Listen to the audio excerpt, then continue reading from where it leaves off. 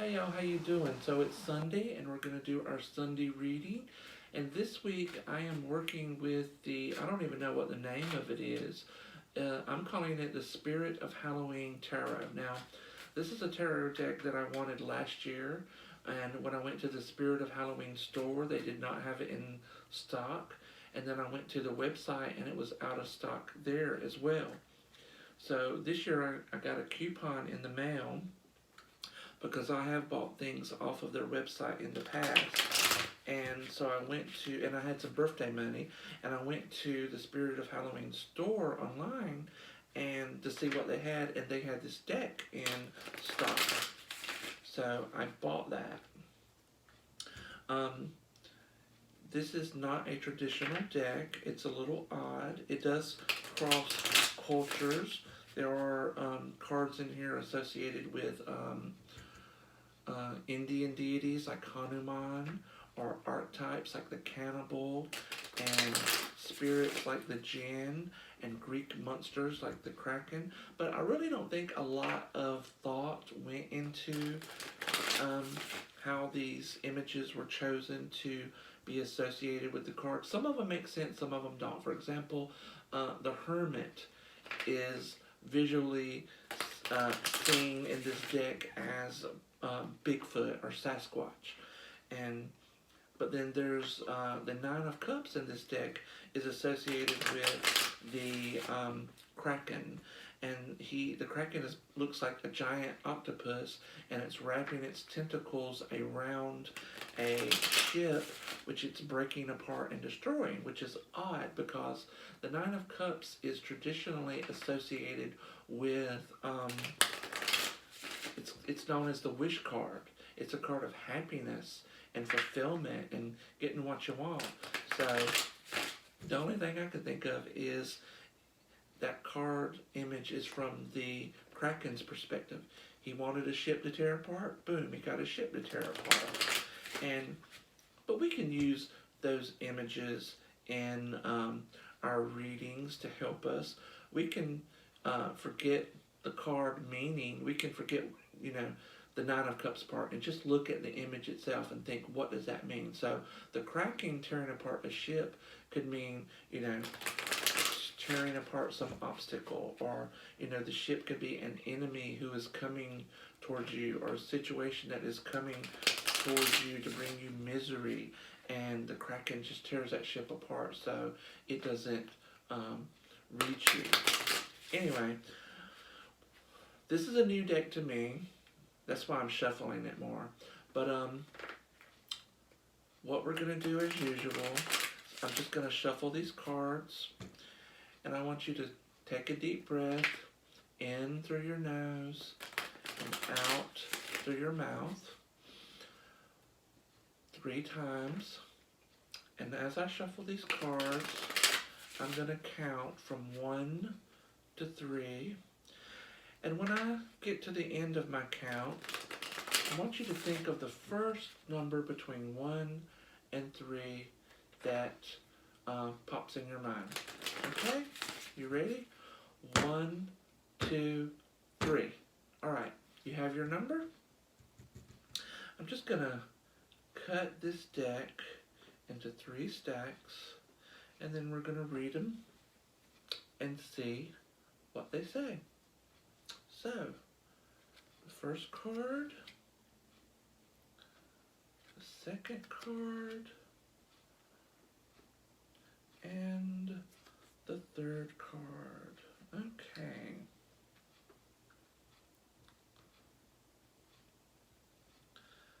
Alright, if you chose 1, you got the Queen of Swords, which in this deck is associated with the Amazon, right? The Amazon. So the Queen of Swords is traditionally a woman, a strong woman. Don't need no man, right? She can stand on her own. She can wield the sword. She can strap on the sword. She's fully capable of protecting and defending herself. Now, swords are associated with our thoughts and also our words. So she's symbolically, the sword is a symbol of her power. Her power comes through her thoughts and her words. She probably has a very sharp wit. She can verbally annihilate you if she wants to.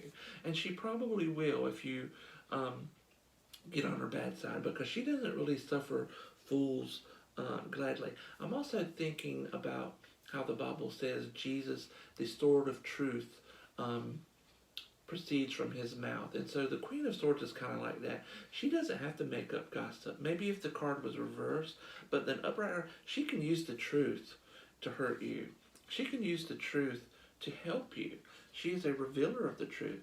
So if you chose number 1, this is the energy that you're going to have to embody. You're being called upon to speak the truth, even if it hurts, even if it is uncomfortable.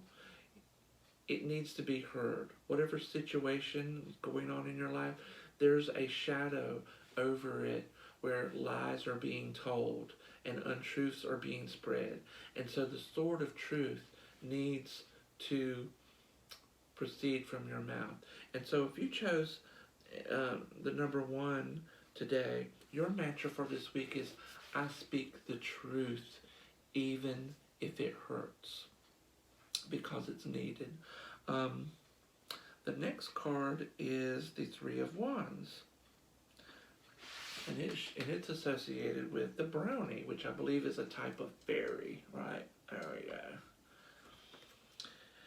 And so the 3 of Wands in the Rider deck, it usually shows a man standing on a cliff, and he's looking out over the sea, and there's a ship coming toward him.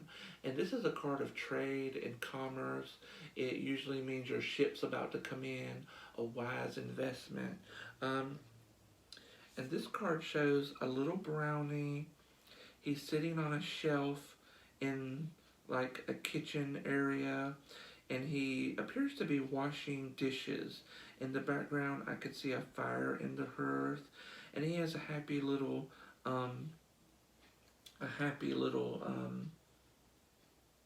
I was trying to say face on his face, smile on his face.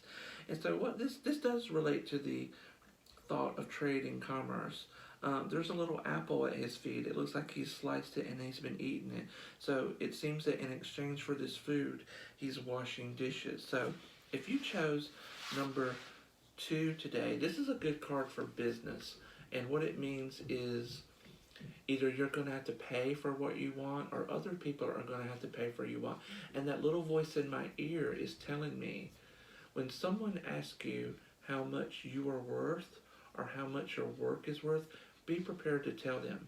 I cannot tell you how many times that I have seen friends on Facebook, and it might be people I don't know extremely well, who start out their little Etsy shops and what have you, and they have their wares to sell. And I always like to support my friends. I usually try to buy something as often as possible from my friends, rather than going to eBay and dealing with some stranger. And I remember this one time this woman had a full set of possum bones, and she wanted to sell them, and she didn't have a price. So I said, how much for these bones? Because, well, she had the possum. She had to harvest the bones. The possum was already dead.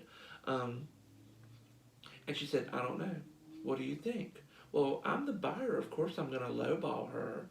So if you chose the number 2 today, your mantra is, I know my worth, and I am prepared to stand my ground to get it. Okay? The flip side of that is, you have to recognize the worth in others. You have to recognize that their efforts, the things that they produce, the energy they put out on your behalf is worth something. You hear a lot about these freeloaders and the choosy beggars who, hit up artists online, and they want you to design a logo for them in exchange for publicity. Well, no. If it's worth something to you to make a logo, it's worth something to pay them, okay? The next card is the King of Wands, and this one's associated with Anubis, okay? Now, the King of Wands, he's associated with Aries. He is aggressive. He is proactive. He has the crown of responsibility on his head, and heavy is that head that wears the crown. I don't know a lot about Egyptian mythology, so I can't really draw on that. Excuse me. But I do see in the background of this card there's a full moon. Full moon means full power, and wands are associated with fire. So this is a card of just raw power. But the fact that he's a king tells me that he has learned to, use his power to lead people in a positive way. You know, you can either be a king or you can be a tyrant, much like our, 45 had a chance to be. He chose to be a tyrant and a dictator. So, if you chose number 3 today, your task this week is to own your power and to use it as a force of good. Use it wisely and use it responsibly. Your mantra this week is, I own my power, I use it wisely, and I use it responsibly. Anyway, that is our reading for today, for this week. I hope if you're watching this, you found some kind of value in this. And until next time, make good decisions, do good things, and be good people.